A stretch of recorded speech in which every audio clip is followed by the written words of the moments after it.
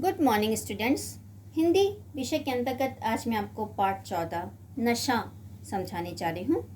यह एक कहानी है और इसके लेखक हैं मुंशी प्रेमचंद। पाठ को शुरू करने से पहले शब्दार्थ जान लेते हैं।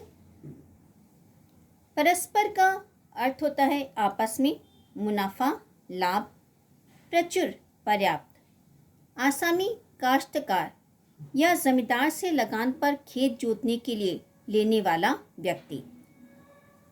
वाद विवाद, बहस, बर्दाश्त, सहन, खानसामा, रसोइयाँ, निर्वाह, गुजारा, चेष्टा, प्रयास, परिहास, हंसी या उपहास। प्रतिध्वनि जानते हैं। खाने और सोने का नाम जीवन नहीं है, जीवन नाम है सदैव आगे बढ़ते रहने की लगन का। यह कथन मुंशी प्रेमचंद द्वारा कहा गया था। तो शुरू करते हैं आज का पाठ, नशा। ईश्वर एक बड़े जमींदार का लड़का था और मैं अर्थात लेखक एक गरीब क्लर्क का, जिसके पास मेहनत मजदूरी के सिवा और कोई जायदाद न थी। हम दोनों में परस्पर बहस होती रहती थी। वे जमींदारों की बुराई करते, उन्हें हिंसक पशु और खून चूसने वाली जोंक और वृक्षों की चोटी पर फूलने वाला बंझा कहते। ईश्वरी जमींदारों का पक्ष लेता, पर स्वभावतः उसका पहलू कुछ कमजोर होता था, क्योंकि उसके पास जमींदारों के अनुकूल कोई दलील न थी। यह कहना कि सभी मनुष्य बराबर नहीं होते, छोटे बड़े हमेशा होते रहते हैं और होते रहेंगे, लचर दलीलें थीं। किसी मानुषी या नैतिक नियम से इस व्यवसाय का औचित्य सिद्ध करना कठिन था। लेखक इस वाद विवाद की गर्मी में अक्सर तेज हो जाते और लगने वाली बात कह जाते, लेकिन ईश्वरी हार कर भी मुस्कुराता रहता था।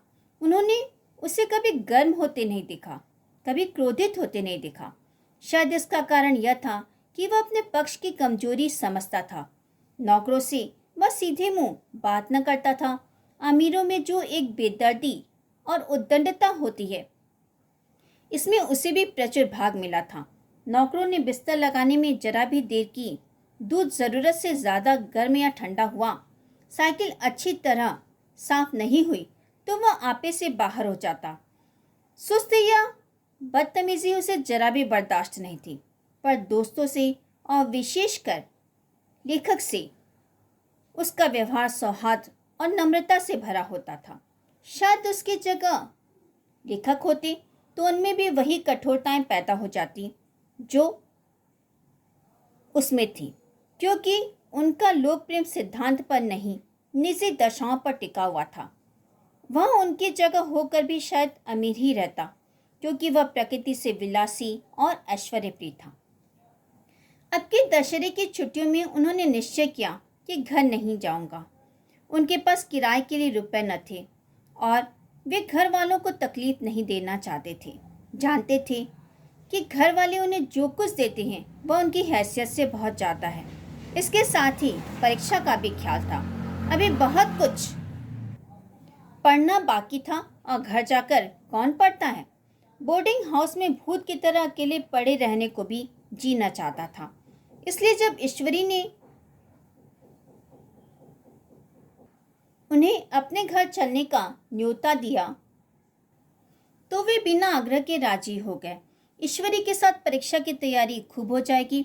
वह अमीर होकर भी मेहनती और ज़हीन है, उसने इसके साथ ही कहा। लेकिन भाई, एक बात का ख्याल रखना, वहाँ अगर जमींदारी की निंदा की तो मामला बिगड़ जाएगा और मेरे घर वालों को बुरा लगेगा। वह लोग तो आसामियों पर इसी दावे से शासन करते हैं कि ईश्वर ने आसामियों को उनकी सेवा के लिए ही पैदा किया है। आसामी भी वही समझता है। अगर उसे सुझा दिया जाए कि जमींदार और आसामी में कोई मौलिक भेद नहीं है तो जमींदारों का कहीं पता न लगे। उन्होंने कहा, तो क्या तुम समझते हो कि मैं वहां जाकर कुछ और हो जाऊंगा? ईश्वरी ने कहा, हाँ, मैं तो यही समझता हूँ। तुम गलत समझते हो। ईश्वरी ने इसका कोई जवाब न दिया। कदाचित उसने इस मामले को उनके विवेक पर छोड़ दिया और बहुत अच्छा किया। अगर वह अपनी इसी बात पर अड़ता तो वे भी अपनी जिद पकड़ लेते। सेकंड क्लास तो क्या, उन्होंने कभी इंटर क्लास में भी सफ़र न किया था। अब सेकंड क्लास में सफ़र करने का सौभाग्य प्राप्त हुआ। गाड़ी तो 9 बजे रात को आती थी, पर यात्रा के हर्ष से वे शाम को ही स्टेशन जा पहुंचे। कुछ देर इधर उधर सैर करने के बाद रिफ्रेशमेंट रूम में जाकर उन लोगों ने भोजन किया। उनकी वेशभूषा और रंग ढंग से पारखी खास नामों को पहचानने में देर न लगी कि मालिक कौन है और पिछलग्गू कौन, लेकिन न जाने क्यों उन्हें उनकी गुस्ताखी बुरी लग रही थी। पैसे ईश्वरी की जेब से गए। शायद उनके पिता को जो वेतन मिलता है उससे ज़्यादा इन खान सामों को इनाम इकराम में मिल जाता हो। एक अठन्नी तो चलते समय ईश्वरी ने ही दी। फिर भी वो उन सभी से उसी तत्परता और विनय की प्रतीक्षा करता था जिससे वे ईश्वरी की सेवा कर रहे थे। ईश्वरी के हुक्म पर सब क्या दौड़ते हैं, लेकिन वो कोई चीज़ मांगते हैं तो उतना उत्साह नहीं दिखाते। उन्हें भोजन में कुछ स्वाद न मिला या भेद उनके ध्यान को संपूर्ण रूप से अपनी ओर खींचे हुए था। गाड़ी आई, वे दोनों उसमें सवार हुए। खान साहब ने ईश्वरी को सलाम किया और उनकी ओर देखा भी नहीं। ईश्वरी ने कहा, कितने तमीज़दार हैं ये सब, एक हमारे नौकर हैं कि कोई काम करने का ढंग नहीं। उन्होंने खट्टे मन से कहा, इसी तरह अगर तुम अपने नौकरों को भी 8 आने रोज इनाम दिया करो तो इससे ज़्यादा तमीज़दार हो जाएं। तो क्या तुम समझते हो यह सब केवल इनाम के लालच में इतना अदब करते हैं? जी नहीं, कदापि नहीं। तमीज़ और अदब तो इनके रक्त में मिल गया है। गाड़ी चली। डाक थी, प्रयाग से चली तो प्रतापगढ़ जाकर रुकी। एक आदमी ने उनका कमरा खोला। वे तुरंत चिल्ला उठे, दूसरा दर्जा है, सेकंड क्लास है। उस मुसाफिर ने डिब्बे के अंदर आकर उनकी ओर एक विचित्र उपेक्षा की दृष्टि से देखकर कहा, जी हाँ, सेवक भी इतना समझता है। वह बीच वाली बर्थ पर बैठ गया। उन्हें कितनी लज्जा आई कह नहीं सकते। भोर होते होते वे लोग मुरादाबाद पहुंचे। स्टेशन पर कई आदमी उनका स्वागत करने के लिए खड़े थे। 2 भद्र पुरुष थे, 5 बेकार। बेगारों ने उनका सामान उठाया। दोनों पीछे पीछे चले। एक मुसलमान था, रियासत अली, दूसरा ब्राह्मण था, राम हरक। दोनों ने उनकी ओर अपरिचित नेत्रों से देखा, मानो कह रहे हों, कौवे होकर हंस के साथ कैसे? रियासत अली ने ईश्वरी से पूछा, यह बाबू साहब क्या आपके साथ पढ़ते हैं? ईश्वरी ने जवाब दिया, हाँ, साथ पढ़ते भी हैं और साथ रहते भी हैं। यूँ कहिए कि आप ही की बदौलत में इलाहाबाद में पढ़ा हुआ हूँ, नहीं कब का लखनऊ चला आया होता। अब के मैं इन्हें घसीट लाया। इनके घर से कई तार आ चुके थे, मगर मैंने इनकी इनकारी जवाब दिलवा दी। आखिरी तार तो अर्जेंट था, उसकी फीस 4 आने प्रति शब्द थी, पर यहाँ से उसका जवाब भी इनकारी ही गया। दोनों सज्जन ने उनकी ओर चकित नेत्रों से देखा, आतंकित हो जाने की चेष्टा करते हुए जान पड़े। रियासत अली ने अर्थशंका के स्वर में कहा, लेकिन आप बड़े सादे लिबास में रहते हैं। ईश्वरी ने शंका निवारण की, महात्मा गांधी के भक्त हैं साहब, खद्दर के सिवा और कुछ पहनते ही नहीं। पुराने सारे कपड़े जला डाले। यूँ कहूँ कि राजा हैं। 2.5 लाख सालाना की रियासत है, पर आपकी सूरत देखो तो मालूम होता है अभी अनाथालय से निकल कर आए हैं।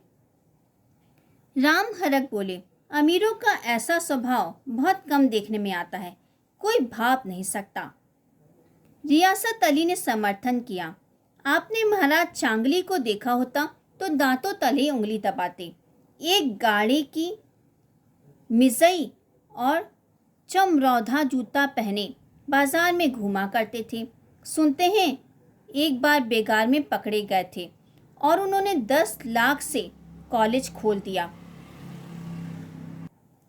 लेखक मन में कटे जा रहे थे, पर न जाने क्या बात थी कि यह सफ़ेद झूठ उन्हें उस वक्त हास्यास्पद न जान पड़ा। उसके प्रत्येक वाक्य के साथ मन में उस कल्पित वैद्य के समीपतर आता जाता था। वे शाह सवार नहीं थे। हाँ, लड़कपन में कई बार लद्दू घोड़ों पर सवार हुए थे। यहाँ देखा तो क्लारेंस घोड़े उनके लिए तैयार खड़े थे। उनके तो जान ही निकल गई। सवार तो हुए, पर बोटियां कांप रही थीं। उन्होंने चेहरे पर शिकन न पड़ने दी। घोड़े को ईश्वरी के पीछे डाल दिया। खैरियत तो यह हुई कि ईश्वरी ने घोड़ों को तेज न किया, वरना शायद वे हाथ पैर तुड़वा कर लौटते। संभव है ईश्वरी ने समझ लिया हो कि यह कितने पानी में है।